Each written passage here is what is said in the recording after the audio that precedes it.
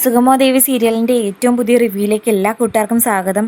എന്തൊക്കെ പറഞ്ഞാലും നമ്മുടെ ഹരി അങ്കിളിന് പ്രഭാവതിയും അതുപോലെ നന്ദനും പറഞ്ഞ കാര്യങ്ങളിൽ പൂർണ്ണ വിശ്വാസം പോരാ. ഒന്നാമത് ഏറ്റവും കൂടുതൽ ഡൗട്ട് തോന്നിയിരിക്കുന്നത് ഋഷിയെ കാണാതായി ഇത്രയും നാളായിട്ടും ആദ്യമൊക്കെ പരാതി കൊടുത്ത അരുന്ധതി എന്തുകൊണ്ട് ഇപ്പോൾ പരാതി കൊടുക്കുന്നില്ല. മാത്രമല്ല ഇതിൻ്റെ പിന്നിൽ നന്ദനും പ്രഭാവതിയും മറച്ചു വെക്കുന്ന മറ്റെന്തോ കാര്യമുണ്ടെന്ന് വ്യക്തമായി മനസ്സിലാക്കിയ ഹരി അങ്കിൾ കാര്യത്തിൻ്റെ ആ ഒരു സത്യാവസ്ഥ മനസ്സിലാക്കാൻ വേണ്ടിയിട്ട് അരുന്ധതി മേഡത്തെ നേരിട്ട് കാണാനായിട്ട് അവരുടെ വീട്ടിലേക്ക് പോകുന്നു. അപ്പം ആ കാര്യം സിദ്ധാർത്ഥൻ പ്രഭാവതിയോട് പറയുന്നത് കേട്ടുകൊണ്ടുവരുന്ന നന്ദൻ അതിനെ ഭയങ്കരമായിട്ട് എതിർക്കുന്നുണ്ട്. ഒരു കാരണവശാലും അതിൻ്റെ ആവശ്യമില്ല. എന്നെ കുറ്റക്കാരനാക്കിക്കൊണ്ട് ഒരുപാട് കുത്തുവർത്താൻ അങ്കിൾ പറഞ്ഞു, അതെല്ലാം ഞാൻ കേട്ടുകൊണ്ട് നിന്നു. പക്ഷേ ഇനി ആ അരുന്ധതി മേഡത്തിൻ്റെ വീട്ടിലും കൂടി പോയി അവരെ ചൊടിപ്പിക്കുന്നതൊക്കെ എന്തെങ്കിലും പറഞ്ഞു കഴിഞ്ഞാൽ പ്രശ്നം ഗുരുതരമാകും എന്ന് പറഞ്ഞ് നന്ദനാണെങ്കിൽ ഫോൺ എടുത്ത് ഹരി അങ്കിളിനെ വിളിക്കാനൊരുങ്ങുന്നുണ്ട്. അതായത് അരുന്ധതി മേഡത്തിൻ്റെ വീട്ടിൽ പോകണ്ട, ഋഷിയെ പറ്റി അന്വേഷിക്കേണ്ട എന്ന് പറയാൻ. അപ്പോഴത്തേക്കും ഗിരീഷും സിദ്ധാർത്ഥൻ സാറും നന്ദനെ വിലക്കുന്നുണ്ട്. ഹരി അങ്കിൾ എന്തെങ്കിലും കാര്യം തീരുമാനിച്ചിട്ടുണ്ടെങ്കിൽ അതുപോലെ തന്നെ ചെയ്യട്ടെ. ആള് പ്രായവും പക്വതയും അറിവും ഉള്ളൊരു മനുഷ്യനാ.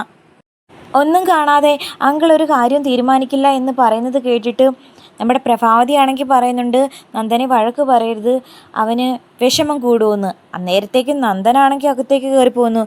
നീ മടിയിൽ വെച്ച് ഓമനിച്ച നിൻ്റെ കൊച്ചൊന്നും അല്ല ഈ നന്ദൻ. ഒരാളെ കൊന്നൂന്ന് ഏറ്റു പറഞ്ഞ് നടക്കുന്ന ഒരു കൊലപാതകിയാണെന്നുള്ള കാര്യം മറക്കണ്ട എന്ന് പറഞ്ഞ് പ്രഭാവതിയുടെ വായടപ്പിക്കുന്നുണ്ട് സിദ്ധാർത്ഥനാണെങ്കിൽ. അപ്പം ചില കാര്യങ്ങളിൽ ഗിരീഷും സിദ്ധാർത്ഥനും സംസാരിക്കുന്ന അതേ സമയം അരുന്ധതി മേഡം അതുപോലെ ഋഷിയും നടന്ന കാര്യങ്ങളെല്ലാം സി പിയോട് പറയുന്നു. കാരണം അല്ലെങ്കിൽ സി പി ഇനി ഓഫീസിലേക്ക് പോയും അല്ലെങ്കിൽ കാണുന്നവരുടെ എല്ലാം ഋഷി തിരികെ വീട്ടിലേക്ക് വന്നു എന്ന് പറഞ്ഞു കഴിഞ്ഞാൽ ശരിയാവില്ലെന്നുള്ള കാര്യം വ്യക്തമായിട്ട് മനസ്സിലാക്കിയത് കൊണ്ട് തന്നെയാണ് തുറന്നു പറയാൻ തീരുമാനിച്ചത്. പ്രതികാരത്തിൻ്റെ ഭാഗമായാണ് താൻ ഈ നാട് വിട്ടു പോയെന്നും നന്ദനെയും അവൻ്റെ കുടുംബത്തെയും തകർക്കുക എന്ന ലക്ഷ്യം മാത്രമേ തൻ്റെ മനസ്സിലുള്ളെന്നും അതിൻ്റെ ഒരു ചെറിയ സാമ്പിൾ മാത്രമാണ് പ്രഭാവതിയെയും നന്ദനെയും തകർക്കാൻ വേണ്ടിയിട്ട് താൻ ചെയ്ത വെറും ഒരു നാടകം മാത്രമാണ് തൻ്റെ കൊലപാതകം എന്നൊക്കെ പറഞ്ഞ് സി പി വിശ്വസിപ്പിക്കുന്ന സമയം സി പി പറയുന്നു, ഈ കാണിച്ചത് വല്ലാത്ത മണ്ടത്തരമെന്ന് ഞാൻ പറയുള്ളൂ. പ്രതികാരം ചെയ്യുന്നതിന് ഈ ഒരു മാർഗമേ ഉള്ളൂ, മറ്റെന്തെല്ലാം മാർഗങ്ങളുണ്ടായിരുന്നു. എന്നാലും മേഡം ഇതിനെല്ലാം കൂട്ടുനിന്നല്ലോ. പറഞ്ഞല്ലോ സി പി, ഞാൻ ഒന്നിനും കൂട്ടുനിന്നതല്ല.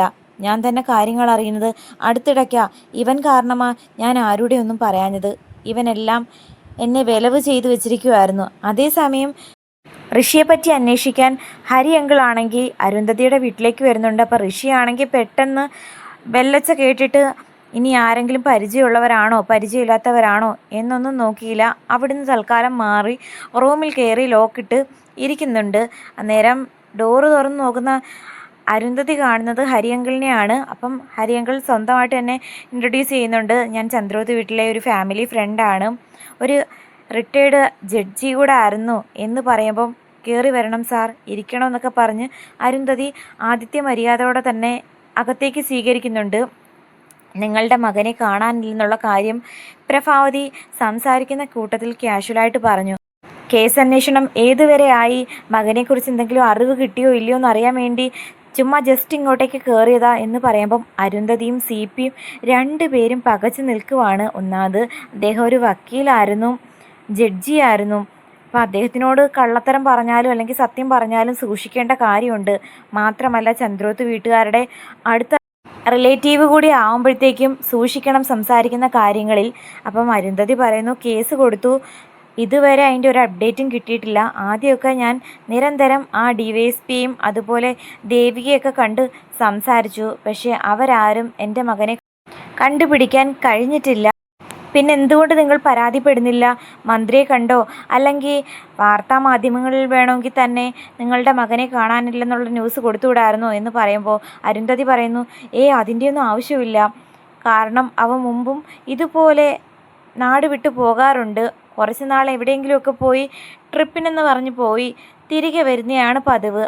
ആ സമയങ്ങളിൽ ഫോൺ ഉപയോഗിക്കില്ലേ എന്ന് ഹരിയങ്കിൾ ചോദിക്കുന്ന സമയത്ത് അരുന്ധതി പറയുന്നുണ്ട്, ആ സമയങ്ങളിൽ ഫോൺ സ്വിച്ച് ഓഫ് ചെയ്യും. കാരണം ഞാനോ അല്ലെങ്കിൽ മറ്റാരും വിളിച്ച് ശല്യം ചെയ്യേണ്ട, അവൻ്റെ യാത്ര ഇടയ്ക്ക് വെച്ച് ബ്രേക്ക് ആകണ്ട എന്ന് കരുതി അങ്ങനെ ചെയ്യുന്ന പതിവുണ്ട്. ഇത്തവണ അങ്ങനെ തന്നെയാണെന്നാണ് ഞാൻ വിശ്വസിക്കുന്നത്. എന്നിരുന്നാലും മകനെ കാണാതായി ഇത്രയും നാളായിട്ടും അങ്ങനെ വിശ്വസിക്കുന്നത് അതത്ര നോർമൽ അല്ലല്ലോ. കേസുമായിട്ട് മുന്നോട്ട് പോകണ്ടേ? മകൻ എന്തു പറ്റിയെന്നെങ്കിലും അറിയണ്ടേ? അതിൻ്റെ ഒന്നും ആവശ്യമില്ല, അവൻ ഇങ്ങ് തിരികെ വന്നോളൂ എന്ന് അരുന്ധതി പറയുന്നു. മേഡം പറഞ്ഞത് തന്നെ ശരി, ഋഷിമോൻ കൊച്ചുകുട്ടിയൊന്നും അല്ലല്ലോ, അവനിങ്ങ് പോന്നോളും. ഇയാൾ ആരാണെന്ന് ഹരിയങ്കിൾ ചോദിക്കുന്ന സമയത്ത് ഇതെൻ്റെ ഓഫീസിലെ അടുത്ത സ്റ്റാഫാണ്, വീട്ടിൽ ഓഫീസിലെ കാര്യമായിട്ട് സംസാരിക്കാൻ വന്നതാ എന്ന് പറയുമ്പോൾ ഓക്കെ. എന്തായാലും ഹരിയങ്കിളിന് അവരോട് സംസാരിച്ചതിൽ നിന്നും ഒരു കാര്യം മനസ്സിലാകുന്നു. ഒരു മകനെ കാണാനില്ലാത്ത ഒരു അമ്മയുടെ അല്ലെങ്കിൽ സ്റ്റാഫിൻ്റെ വിഷമമൊന്നും അവർക്ക് രണ്ടുപേരുടെ മുഖത്തും കാണുന്നില്ല. ശരിക്കും ഈ അവസ്ഥയിൽ, അതായത് മകനെ കാണാനില്ലാത്ത ഒരു അമ്മയാണ് ഇപ്പം മുമ്പിൽ നിൽക്കുന്നതെന്നുണ്ടെങ്കിൽ അവരിങ്ങനെയൊന്നുമല്ല പ്രതികരിക്കണ്ടേ. സങ്കടപ്പെടാം, മകനെ പറ്റിയുള്ള കാര്യങ്ങൾ ഡീറ്റെയിൽഡായിട്ട് പറയാം.